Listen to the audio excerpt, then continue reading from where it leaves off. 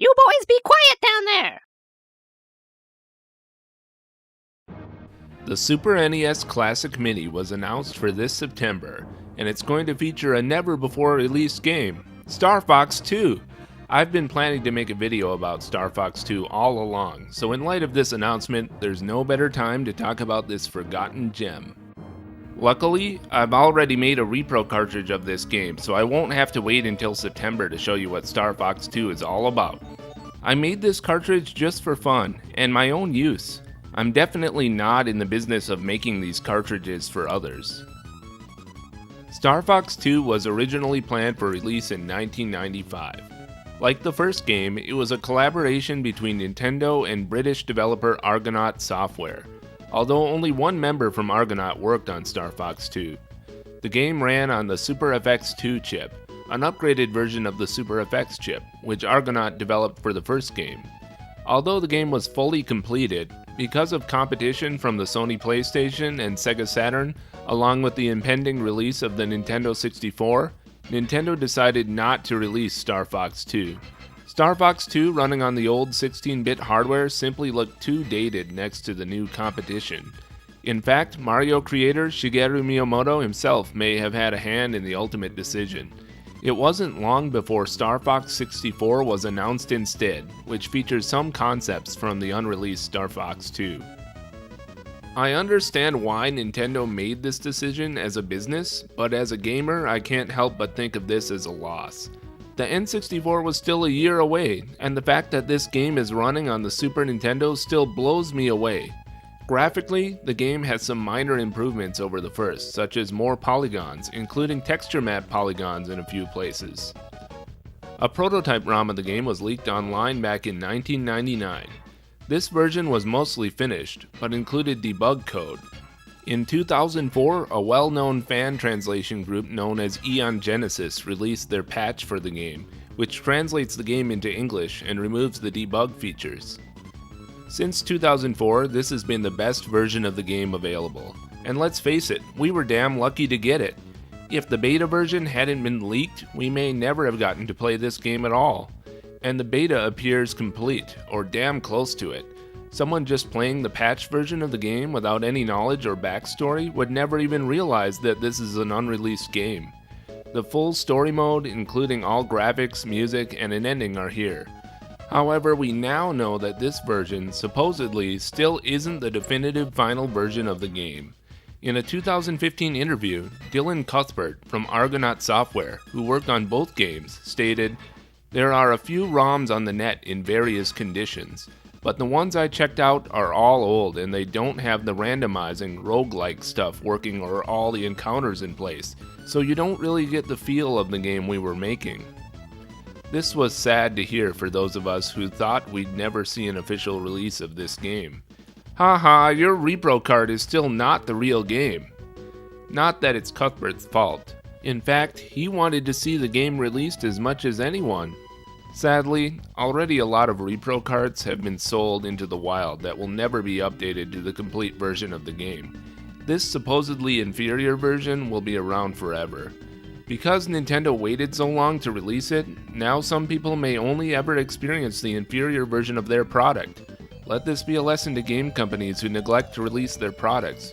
Release your game, or someday someone else might.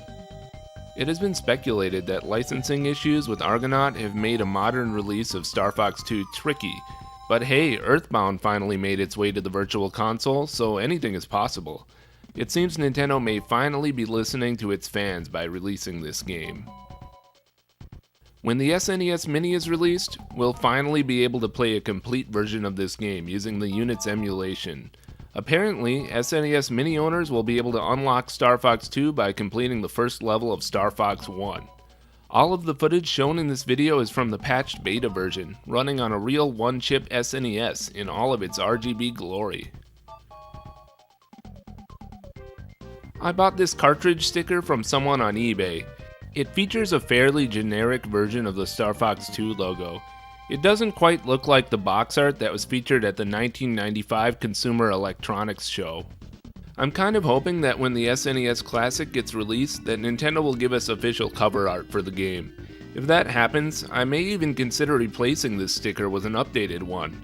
I think for now, this is fine. If Nintendo uses the art that they have been showing lately, I probably won't make a new sticker, since that art doesn't look like Nintendo circa 1995 to me, and the logo doesn't look like the one on the title screen.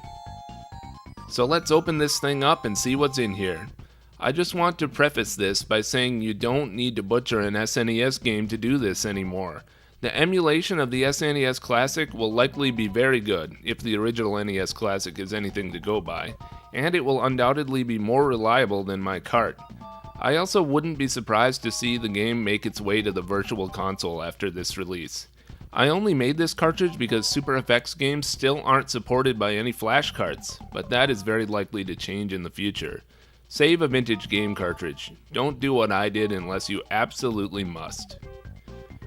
The patched game ROM has been burned onto an EPROM chip, and then wired to the solder points of the PCB. I got advice online that the chip should be glued here to the back side of the board, because that's one of the only places where there's room for it. The original ROM chip, which was much smaller, has been removed. Now time for a disclaimer. In case you're watching this now and thinking, that looks doable, I just want to caution you not to attempt this mod unless you have the soldering skills, and you are going to use a thin enough gauge wire to solder to the original pads on the PCB. Trust me, this is definitely not as easy as it looks, and I've definitely learned the hard way over the years. It's easy to lift these solder pads and melt this board if you're not careful. It's detailed work. End disclaimer. Because Star Fox 2 requires a Super FX chip, the donor cart will need to have a Super FX chip on board. It doesn't have to be a Super FX 2 game, but only certain Super FX games will work as donor carts. There has been some debate online about whether or not a Super FX 1 chip is able to run Star Fox 2 at full speed, but there seems to be moderate consensus that the game runs fine on any compatible board. That's because despite Nintendo's marketing of two versions of the chip, the FX1 and the FX2, those names are actually a misnomer. There are actually 4 versions of the Super FX chip. All versions of the chip were clocked at 21.4 MHz, with the first version of the chip only running at half the speed at 10.7 MHz. The main difference between the 4 versions of the chip is the amount of memory they can address. And since there are multiple versions of the Super FX chip that are able to address the amount of memory needed to run Star Fox 2, several games are usable as donor carts. Stunt Race Fx, aka Wild Tracks in Japan, is far and away the most commonly used donor game. This is because the game is the most common, and its board features battery backup, which Star Fox 2 uses, but only for its records leaderboard and the locations of the pepper medallions that you have collected. And since I've destroyed a copy of it, I just want to speak for a moment in defense of Stunt Race Fx. These days the game is often noted for its dated 3D graphics, which are admittedly rough to look at, and even make the gameplay more difficult. Virtua Racing for the Mega Drive, which runs on Sega's SVP chip, is undoubtedly much more advanced, but significantly more expensive. However, the graphics and music definitely have a certain charm, and like most Nintendo games, the game is indeed very fun. More fun than the 3 measly tracks offered by Virtua Racing, some would argue.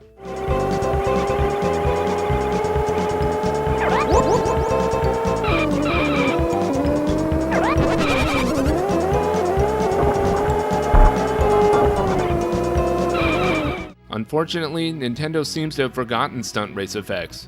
I think Stunt Race Fx deserves a nod with a stage in a Super Smash Bros. Game, and I don't mean just a hidden in-game collectible or two. So now let's get into a game of Star Fox 2.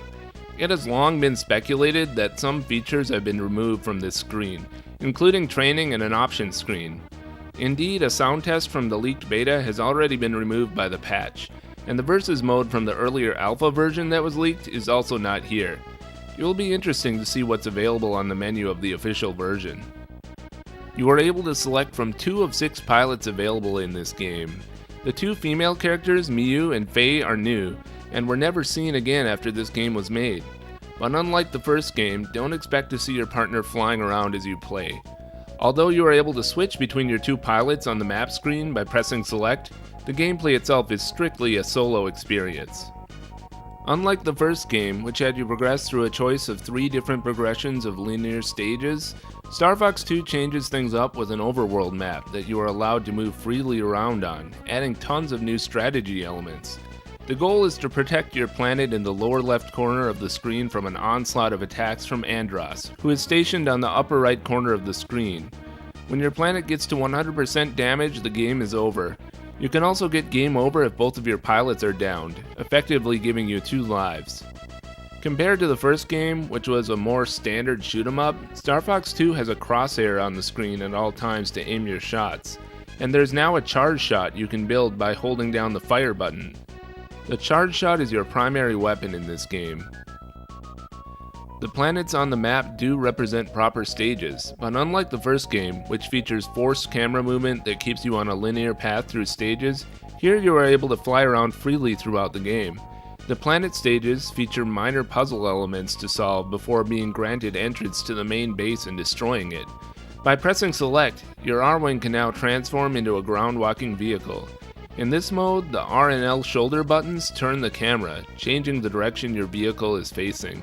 It is widely rumored that the platforming here may have helped inspire Super Mario 64.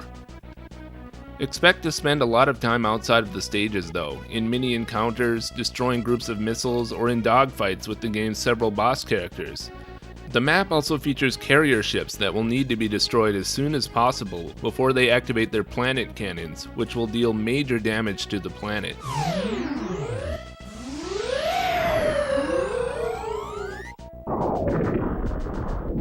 In normal mode, the game doesn't throw too much at you.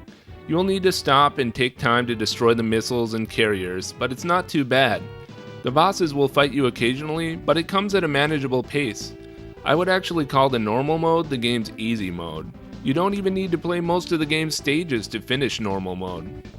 Hard mode is more like a standard version of the game. You will play through a good number of the game's stages, and the attacks on the map come at a brisk pace that will keep you busy. If you play expert mode, expect the game to throw everything it has at you. The planet will inevitably take damage from an onslaught that you will only be able to manage, but not completely prevent from damaging your planet. Sometimes if you get unlucky or make a few wrong moves, the situation simply gets out of control and goes beyond what you will be able to deal with. Expect expert mode to start out very difficult, but become more manageable as you gradually whittle down Andross's forces. You will spend a large amount of time in this mode simply shooting down missiles. Personally, I haven't finished expert mode yet, but have come awfully close. If anyone has a good strategy to defeat Star Wolf in this mode, it would be appreciated. The boss rooms in this game tend to go down without much of a fight. The game's clock continues to run even while you're in the stages, albeit at a slower pace. So if you left your planet in imminent danger when you entered the stage, expect it to take damage while you're completing the stage, unless you exit to go help. Much of the challenge in Star Fox 2 comes from the race against the clock, rather than the fights themselves. The game does a great job of keeping the pressure on, making you feel like you're always in imminent danger. The soundtrack in this game is too excellent to have been lost all these years.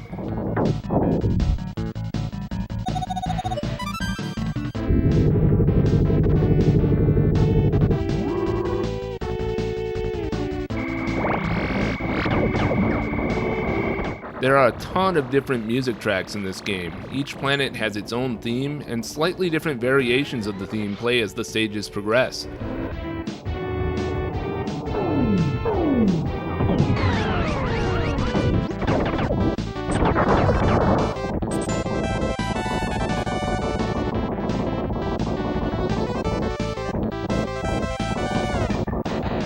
Before the final boss battle, you may notice some returning music from the end of the first game.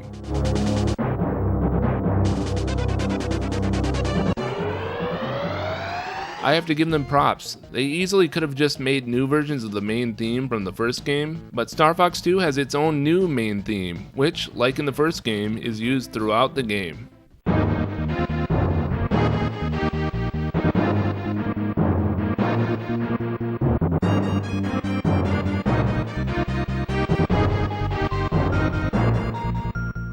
Star Fox 2 uses battery backup to store your high scores, clear times, and other stats, providing that your cartridge was made from a game that has battery backup. Unfortunately, I've found that my cartridge tends to crash every now and then, especially when playing expert mode. This is hopefully due to bugs in the beta code that will be fixed in the final version we will see in September.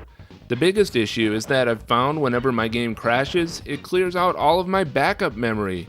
So I've lost all of my records and had to start fresh a number of times. What's the point of having a battery backup anyway if that's going to happen? Fortunately, the game never once crashed in the hours I spent capturing footage for this video. One final semi-unrelated thought, now that the first official emulated version of Star Fox 1 is being released.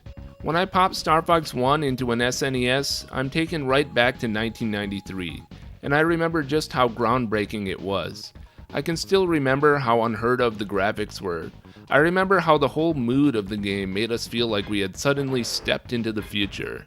Even just the music and atmosphere, the ominous dark tone before each stage as the location from the map screen scaled up toward us. The amazing amount of voice samples that the game had for its time.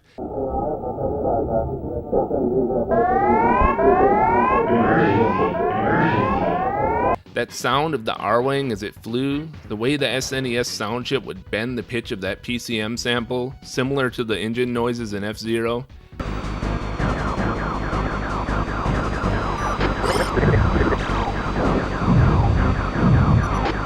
That sound made you feel almost like you were playing a real flight sim, rather than a sci-fi space shooter. The SNES was doing something very magical. An experience that transcended anything we'd ever seen before on our home consoles. I don't know if it's possible for gamers approaching Star Fox for the first time today, only having known the PlayStation and on, to appreciate the feeling that Star Fox gave us when it was released. All of the features of the game are now commonplace, and have been advanced several times over. Ultimately, it's good that a new generation of gamers will now have a greater chance of experiencing these classic SNES games. But especially in the case of Star Fox, the context of the time in which it was released is everything. Barring any tricks that Nintendo might try, perhaps some extra programming on the Super FX games featured in the SNES Classic to render the ROMs unplayable on a real SNES, or copy protection, I look forward to replacing the ROM on my cartridge with the completed ROM of the game at some point after the September release. Since the system is just an emulator box, the possibility that Nintendo will modify or enhance the ROM is unlikely. Nintendo will probably just put the completed ROM of the game on the system, in a form that we'll be able to extract and use on a real SNES. Hell, in the case of the original NES Classic, it's been shown that Nintendo literally just downloaded the ROM of Super Mario Bros. From the internet. Nintendo had every right to do that, but it sets a precedent that leads me to believe that the SNES Classic will have a simple usable ROM of Star Fox 2 in its memory. I plan to make a follow-up video at that point.